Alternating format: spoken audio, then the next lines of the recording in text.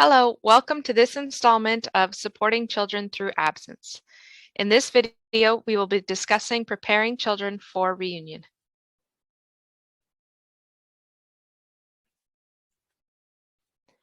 We would like to begin by acknowledging that we are in Mi'kma'ki, the ancestral and unceded territory of the Mi'kmaq people. This territory is covered by the treaties of peace and friendship. We are all treaty people. I am Jennifer Landon, and presenting with me is Tracy Romke. I have been supporting children and their families for 15 years. The past 5 years have been here at the H&R MFRC in the role of Child and Family Coordinator, and now I'm in the role of Deployment Coordinator. I'm a proud military spouse, and I have 2 young boys. This is my second posting, and before COVID, my family typically experienced frequent short in and out deployments with a few ones thrown in for good measure. And now I invite Tracy to introduce herself. Thank you, Jennifer. So I'm Tracy Romke. I've been working with children and families for the better part of 20 years in a variety of capacities. I've been with the MFRC for the past 2 years as the Child and Family Program Coordinator, supporting families through military lifestyle challenges, and also delivering programs that enrich the family unit.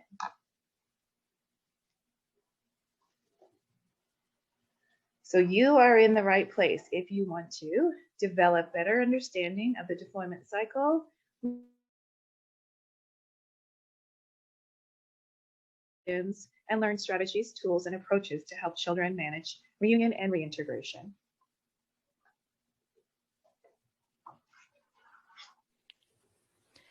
If you have taken our workshops before, then you've likely seen this already. But if not, let's introduce you to the mental health continuum. It is part of the Road to Mental Readiness program, and it is used for mental health self-awareness. It is a visual reference tool that you can use to check in with yourself or your children. We like to think of mental health as a color-coded continuum, like you see in the picture here. Being green or healthy means you are thriving. A person will not be green all of the time, and they will range into the yellow when dealing with normal stressors. Being in the yellow is normal, but staying yellow for prolonged periods of time can affect our physical, mental, and spiritual health, and can be a factor for getting into the orange. Children who are green are generally able to play, learn, and problem solve according to their developmental stage. This does not mean that they aren't experiencing stress, but most of the time they're doing well and able to manage stress going from green to yellow and back to green again. Children who are showing signs of stress spend more time in the orange and red than green. They might complain of illness, like having stomach aches and headaches. They might whine a little more than usual. They show changes in habits, like they're eating, sleeping, and toileting. They might have changes in mood. They might show some sadness, panicking, crying, arguing, or fighting and aggression. You might notice maintaining focus is a challenge. They might refuse to attend school. They're quieter or sullen, not caring about things that they typically would. Now, some of you might think to yourselves, well, all kids do that, or my kid is always like that. Here we're talking about the stress reaction. We're talking about an increase in the frequency, duration, or intensity of these symptoms. Ask yourself if it is more than usual for your child's temperament. If your child is spending a significant amount of time in the orange and red, then please seek some extra support. We'll share extra supports available to families at the end of our session. It's important to remember that reunion can be both stressful and exciting at the same time for family members.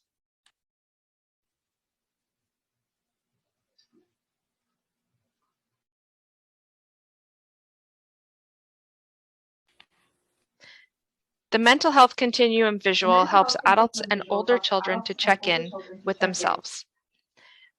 Parents can use the stress stoplight with their children in similar ways.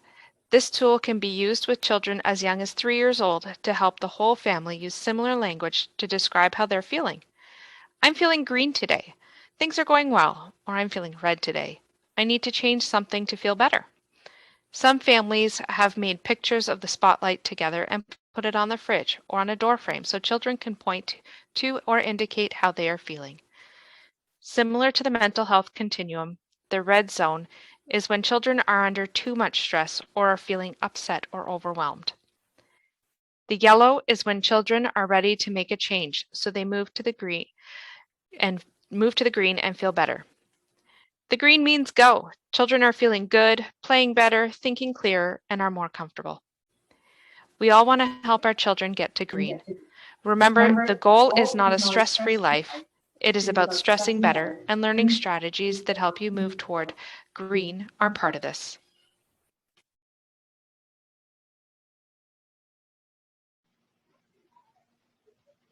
Okay, thank you, Jen.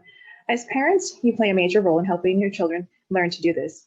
Children don't have the lived experience and skills that adults do to manage life, so they look to you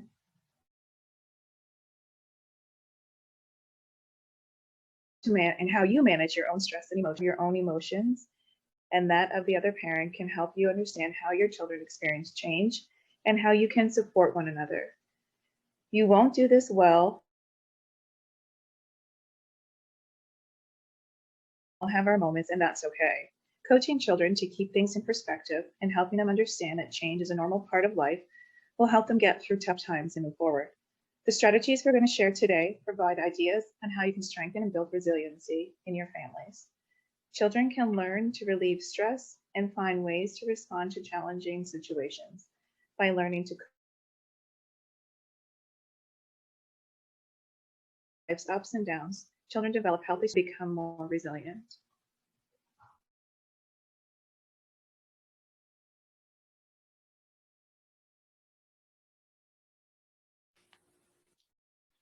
How people react to separations can be highly individual, and there's no right way to do it. However, many military families describe common emotions and experiences which can be summarized in the parenting cycle of deployment. The purpose of the parenting cycle of deployment is to give you an idea of the range of reactions and particularly stressful points during deployment, so you can be aware of each family member's feelings and needs. Plus, it's always nice to see that what you're experiencing is common. Preparing for reunion is filled with excitement and some apprehension. All members of the family will have hopes and expectations about homecoming. These thoughts can at times be idealistic, so the reality of the situation needs to be placed into perspective. Emotionally preparing for a reunion allows you to think about the challenges and discuss plans with children, loved ones, and friends.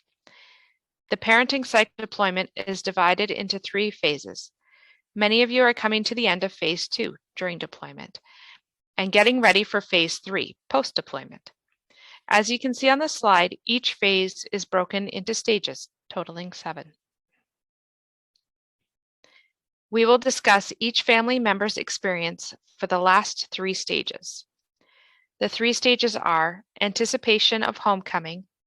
This stage is usually filled with a little bit of everything: joy, excitement, and nervousness. Homecoming and reintegration, which is the early days after the homecoming. This is the stage where you begin to get the sense of being back together as a family. Tension is normal. So is the expectation that everything will be perfect when they return, and it may not be. Feeling unsettled is common, as well as a sense that things changing and that renegotiation needs to happen. Stabilization. At this stage, a sense of comfort in roles and relationships is developed. We will now look at each family member's experience as they move through the cycle.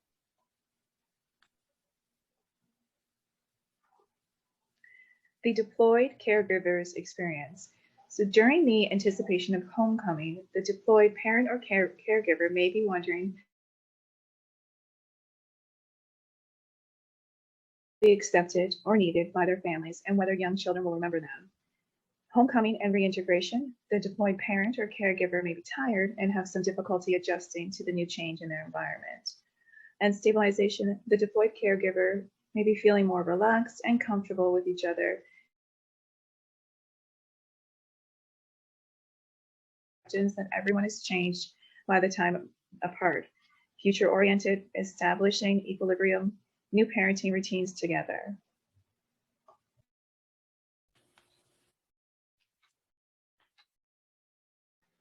The at-home caregiver, during the anticipation of homecoming, feelings of joy and excitement and anticipation of being reunited, apprehensive about how the CAF member will feel about any changes they made during their absence. During the homecoming and reintegration, parent may have a sense of loss of freedom and independence, having to be accountable to the other parent. And this is where renegotiation of parenting roles begins. And during the stabilization, feeling more relaxed and comfortable with new realities, acceptance that everyone is changed by the time apart. You become future-oriented, establishing the equilibrium, and establish new parenting routines together.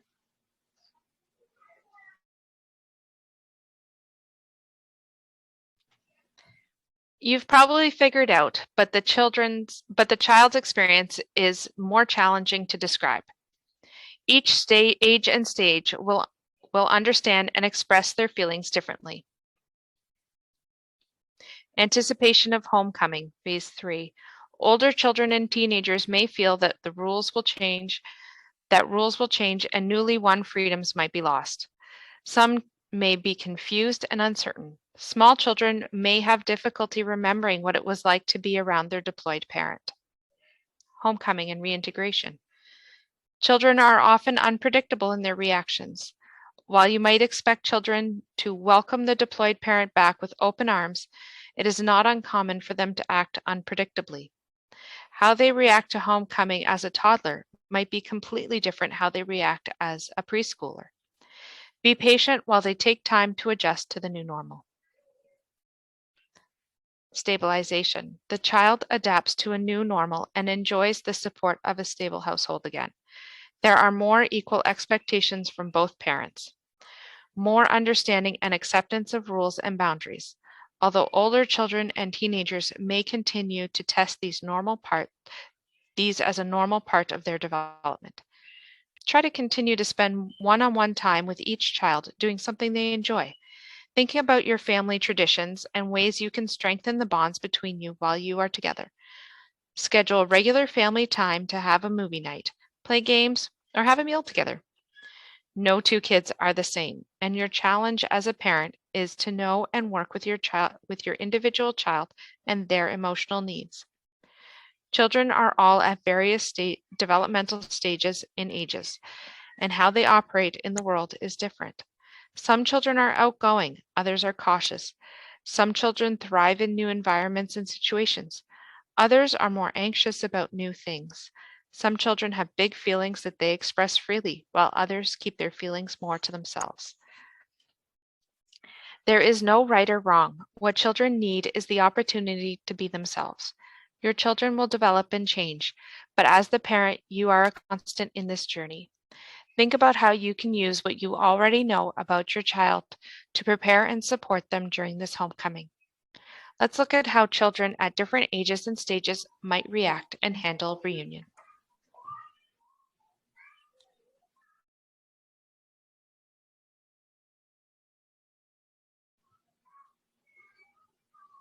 Okay, as infants, your infant homecoming means big changes. There's someone new at home to get to know again.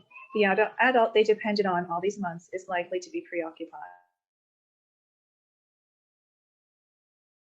Routines are probably changing. They may need your reassurance at a time when you are feeling in need of a hug yourself. Most babies go through stages in which they can be fearful of new people, including family members they haven't seen for a while. This is around 7 to 9 months of age. Some behaviors you may see from your infant are they may not recognize the returning parent, they may cling to the at-home parent, and they may react to changes in routine. What you and the returning parent can do is to relax, take time to reacquaint, play with your baby while the at-home parent holds the baby and participate in the daily routines. And then we're going to take a look at toddlers. So young children are still developing the ability to remember. Many toddlers are able to hold a picture of their loved ones and in their mind. However, stress and tension, which is often a part of homecoming, can make it difficult to recall these memories. Children also differ in how easily they adapt to new people and situations. It's easier for some than others. For some, it takes a very long time. Let your child know what is going to happen a day or two before. This way you can give them a sense of comfort, knowing what to expect, and you'll avoid disappointment and confusion if homecoming is delayed. So some behaviors that you may see from your toddler, they may become quiet and reserved. They may be unable to focus on activities. They might cry more or have meltdowns, and problems with toilet training. What you and the returning parent can do, wait for physical closeness, give them space and time, be gentle and fun, sit close to the partner with the child in the middle, let the child take the lead in play, and keep some semblance of routine and allow the returning caregiver to slowly take part again.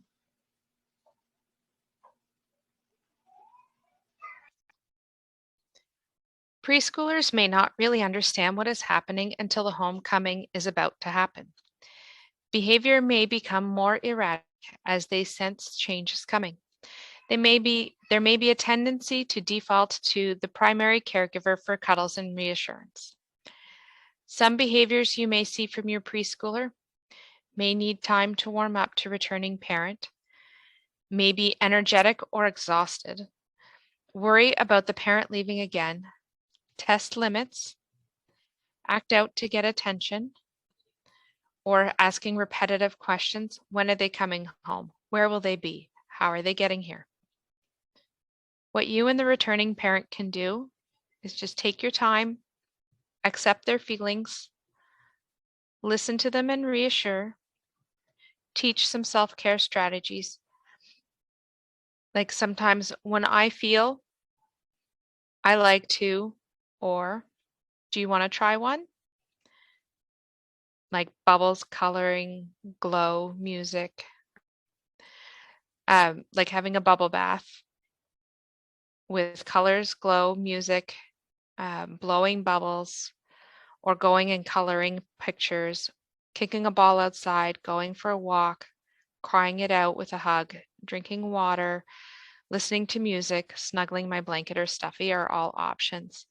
So it would sound something like, sometimes when I feel sad, I like to snuggle my blanket or my stuffy.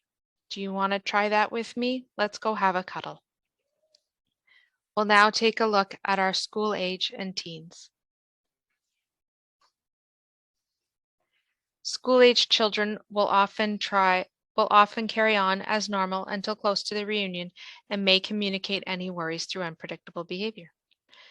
Remember that children also experience confusing, unsure feelings. They might have worry, fear, guilt, anger, as well as excitement, happiness, and relief as they anticipate the reunion. You can help your children express their feelings by drawing pictures, writing stories, making up songs, playing or play acting. Some behaviors you may see from your school ager: being very excited, wonder if they lived up to the parents' expectations, talk non-stop to get reacquainted, feel very proud of the returning parent, tendency to default to the primary caregiver for decisions with confusion about which parent to ask for things, seeking attention in both positive and less constructive ways, testing to see if both parents will have a united front, playing one off against the other. What you and the returning parent can do: listen to their stories, review pictures, schoolwork, praise accomplishments, and keeping it positive, communicate with other parent about rules and expectations, allow time for emotional reconnection. If children are a little wary to begin with, this can be upsetting, but it will resolve. Spend time with each child individually, doing an activity of the child's choice. Teach them self-care strategies. Sometimes I feel nervous too. When I feel that way, my body gets very tight and tense. To feel better, I like to try going for a walk or listening to music. Do you want to try one? It might also sound something like, sometimes I feel worried too. When I feel that way, my tummy feels twirly and I breathe really fast. To feel better, I sing my favorite song.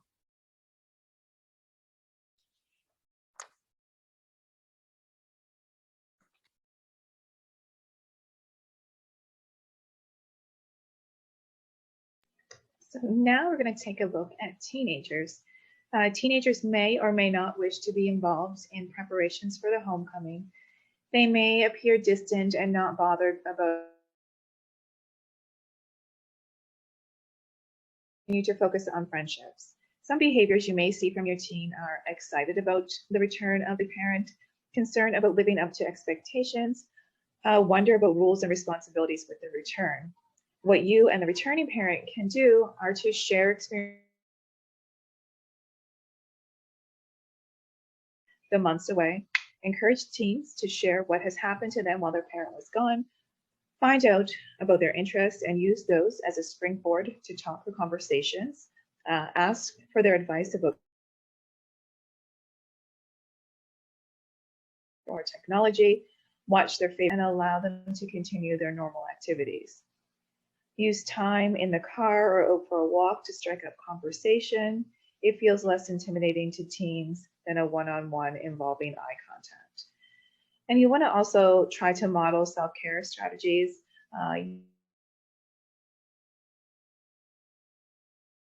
Language like, I'm feeling edgy today, I could really, or do you want to come play a game of horse? No? Okay, I'll be back in a half hour.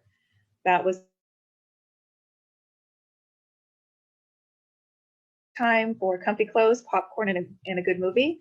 Those are all really great strategies. And do you want to make some popcorn with me too? So those are all good ways to work with your teenagers.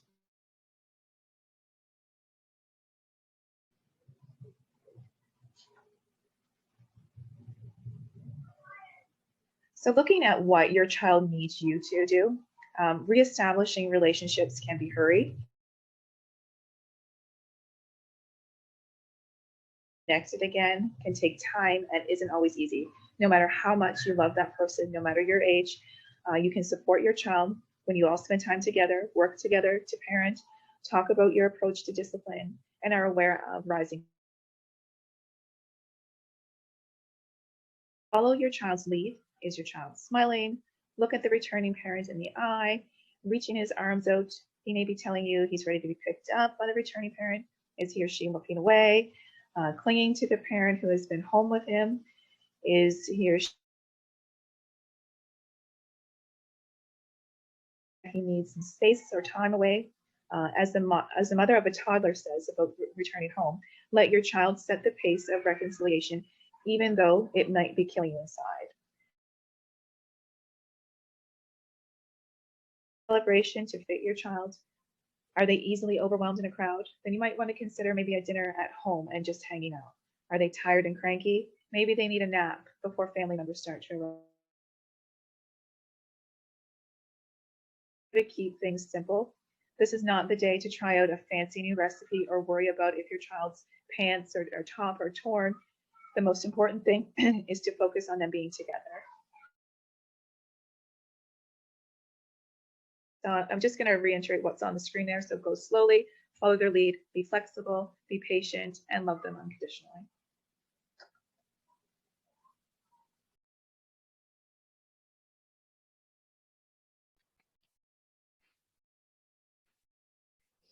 Try to think realistically about homecoming. Rather than building a fantasy reunion in your head and include children in planning for the homecoming. As a family, share expectations and desires for the homecoming about what to expect, especially concerning who should be included. Some families will include extended family extended as well as immediate family members, while others may prefer to share this event exclusively with spouse and children. It's important during these busy times that the children are aware of what is going on and that their concerns are heard. Spend time all together. This gives your child the support of their parent who was home while they start feeling comfortable with the parent who has just returned. Enjoy everyday moments. Sit together, sing a silly song, tell a story, build with blocks, talk about what's been going on at school. Focus on now, not on making up for lost time with a parent. Your child doesn't need an expensive toy or a trip to a theme park. They need time with you. Send your child the message that you are a family by talking about your returning family member and including them in daily routines. For example, I'm happy mommy's home. Let's ask her to read the story tonight. Or let's show dad how you can make a 3-pointer now. Involve older children in some of the family decision making or problem solving when appropriate, so that they feel they have a say in the family and renegotiation as well. Remember to breathe and stay active together to work through all the feelings and stressors. When we're experiencing a great deal of change and fluctuations in our lives, such as reunion, we might notice that our bodies react. The mind and body are interconnected. When the body is relaxed, the mind can slow down. When the mind is calm, the body can relax. Adults can teach children how the mind and body are connected by providing opportunities for movement, stretching, and action. Learning ways to relax helps children feel better, less tense or upset, and more confident in themselves. Breathing is an important tool to give you and your child an opportunity to pause, reboot, and get back on track. When you're worried or stressed, your heart beats faster and you breathe in and out faster. When you slow down your breathing and breathe deeply, when you slow down your breathing and breathe deeply from your belly, you relax. There are lots of apps that can also provide breathing exercises for you and your children. Mind Masters and Stop, Think, Breathe are 2 examples. Breathing and movement strategies are appropriate for all ages and stages.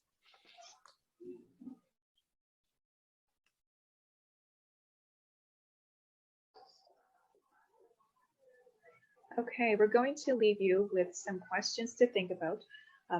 As we've been talking about, homecoming can be a time for joy for children, but adjusting to family dynamics can also prove to be difficult and confusing. We can help children prepare for reunion by getting them to think about the changes that have occurred during deployment, giving them the opportunity to prepare for adjustments and renegotiations. So the questions on the screen are meant as suggestions of things that you can talk about with your kids. Excuse me. I'm just going to read over them. How have you changed since mom, dad, or caregiver has been away? How has our family changed? What do we do differently since dad, mom has been away? What do you think they have been doing? How can we help each other be together as a family? How do you feel about them coming home? Are you nervous or excited? And how do you think they feel about coming home? So these questions are intended to spark conversation on how things may have changed while the deployed parent was away. They help continue the conversation by promoting children to start imagining or visualizing what it will be like for the parent to return. Imagination is another powerful tool to help children adapt to change. A few other points to consider. It is likely that everyone is going to be tired.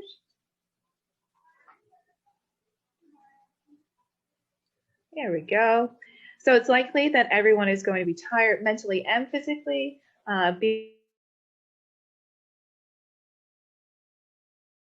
Of what and when planning the reunion and the days following.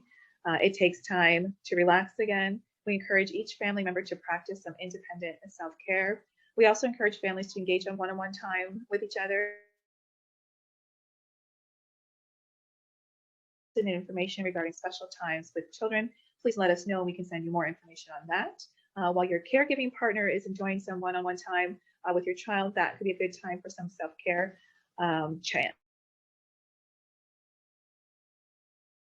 will happen as your family becomes accustomed to the new norm.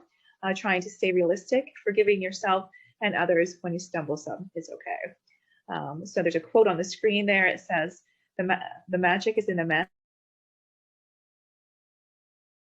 The magic in the mess means to you. And that is a quote from Brene Brown. So just some thoughts on that. The magic is in the mess.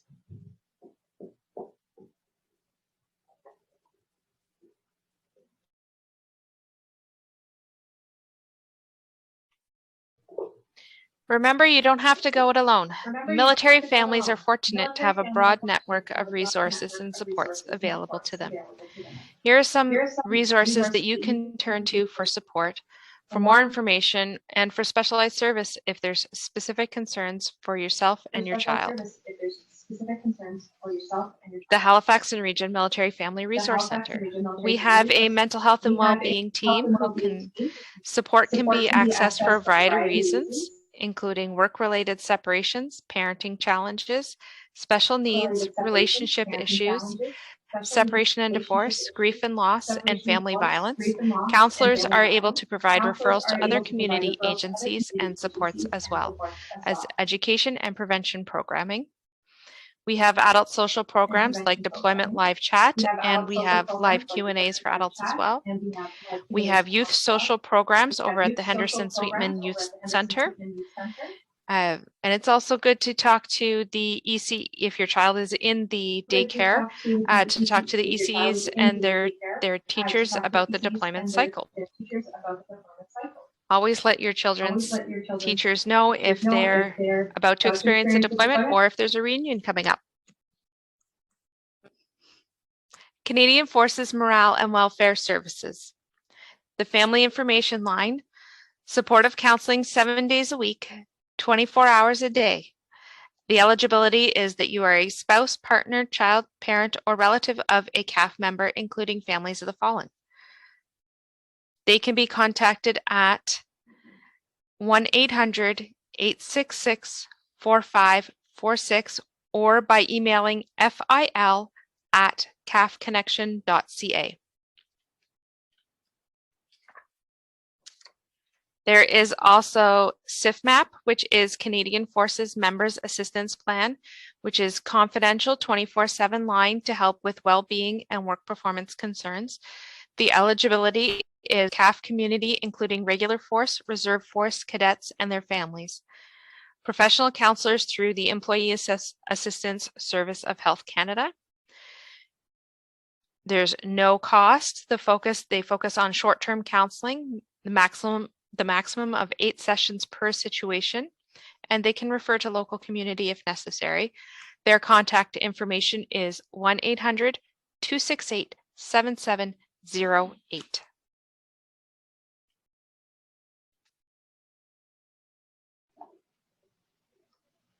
And there is also Strongest Families. Strongest Families is a fabulous no-cost option available to you. It offers parenting coaching by telephone to families with a child with anxiety or behavioral challenges. Strongest Families also has a program for adults called ICAN, Conquering Anxiety and Nervousness. We also have Padre and Faith groups, so accessing the Padre can be done by contacting the H&R MFRC, and then you'll be contacted with the chaplain on duty. And also, it's so important to keep your bubble of friends, so people that you know, people you meet at deployment activities, volunteer opportunities, and work. As we wrap up today, we want to encourage you to remember the wonder of taking time to just be. Enjoy telling a story, feel the sun on your face as you take a walk, make an incy-wincy spiders with your fingers, watch your children play hockey or paint, drink a coffee, stare at the stars at the playground. All of these give you a chance for your family to enjoy being together and reconnect.